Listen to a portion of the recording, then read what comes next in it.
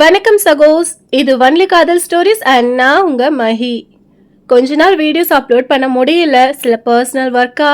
இனிமே என்னால் எவ்வளோ சீக்கிரம் முடியுமோ அவ்வளோ சீக்கிரம் நான் வீடியோஸ் அப்லோட் பண்ணுறேன், ட்ரை பண்ணுறேன். ஓகேங்களா? அண்ட் என்னடா தம்ப்நெயில் இப்படி வச்சிருக்கா அப்படின்னு சொல்லி யோசிக்கிறீங்களா? ஆமாங்க, இப்போ நான் ஒரு வீடியோஸ் ப்ளே பண்ணுறேன், அந்த வீடியோவை பார்த்துட்டு வாங்க.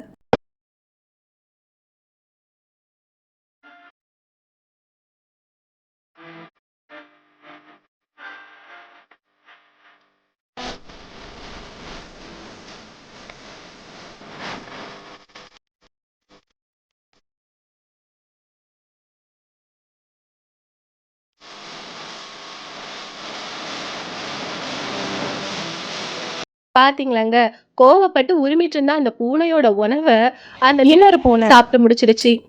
இதுல இருந்து நம்ம என்ன தெரிஞ்சுக்கணும்? ஸோ நம்ம வேலையை பார்க்காம அடுத்தவங்க மேல நம்ம கோவப்பட்டுட்டு முறுக்கிக்கிட்டு நின்னோம் அப்படின்னா நமக்கான வேலையும் போகும், அடுத்தவங்க நம்மளோட ட்ராக்லயும் வந்து நம்ம வேலையும் எடுத்துட்டு போவாங்க அப்படின்றது தான் இதுல நிதர்சனமான உண்மைங்க.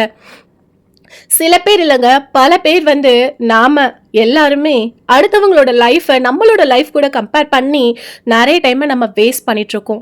அதனால தேவையில்லாத வருத்தங்கள், கோவங்கள், மன நிம்மதி போகுது, அவங்கள பழி வாங்கணுன்ற பழி வாங்குற உணர்வு ஏற்படுது. இது எல்லாமே நடக்குதுங்க.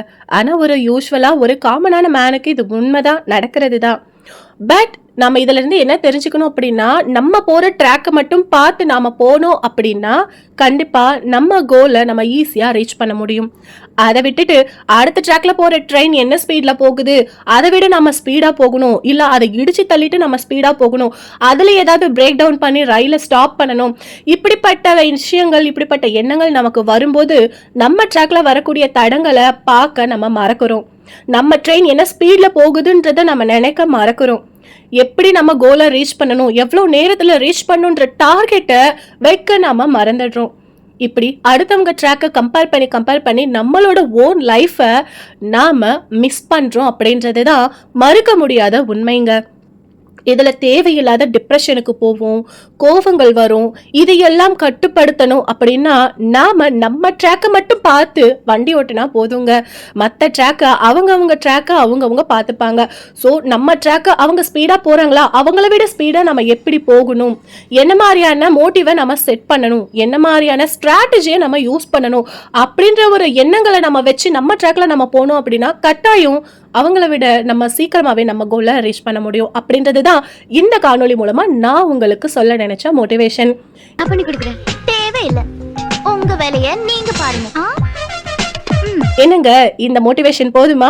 அடுத்தடுத்து இனிமே மண்டே மோட்டிவேஷன் அப்படின்றது வரும்.